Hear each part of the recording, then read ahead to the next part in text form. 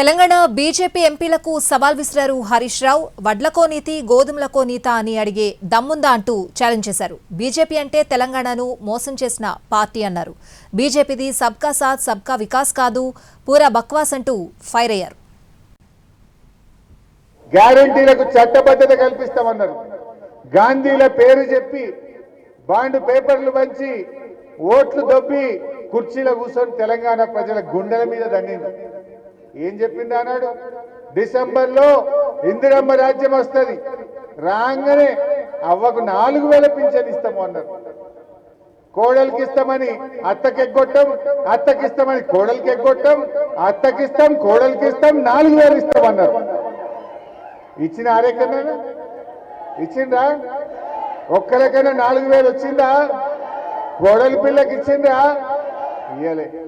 కానీ ఇంకొక పని చేసింది రేవంత్ రెడ్డి వచ్చినాక రాష్ట్రంలో కొత్త పింఛన్లు ఇయ్యలే కానీ 2 లక్షల పింఛన్లను ఏరి పారేసింది.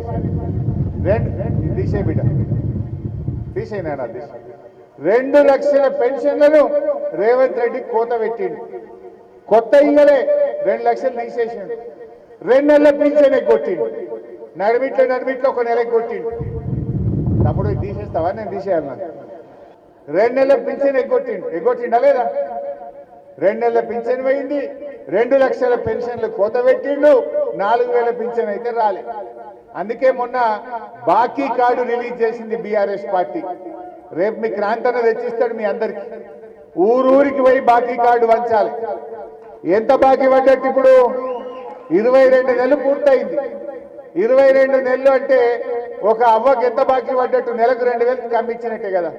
22,000 నెలలు ఇంటూ 2000 అంటే 44,000.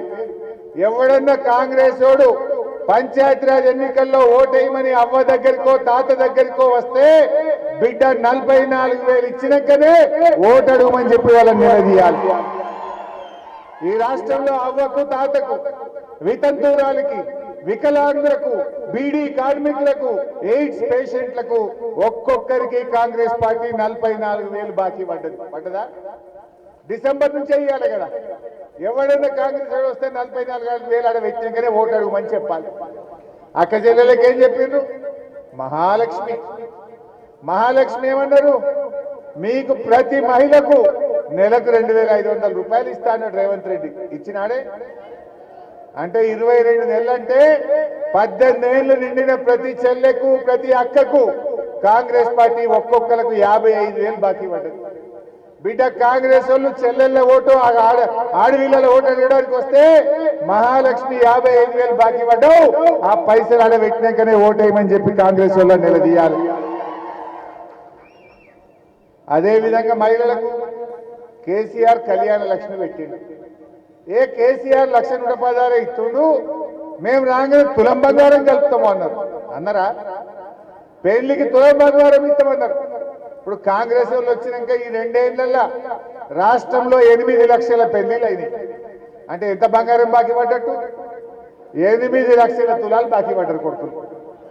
ఇప్పుడు కాంగ్రెస్ ఎవడన్నా వస్తే ఎవరింట్లో ఆడవిళ్ళ పెళ్లి అయితే వాళ్ళు తులం బంగారం తెచ్చినాకనే ఓటు అడుగుమని చెప్పాలి.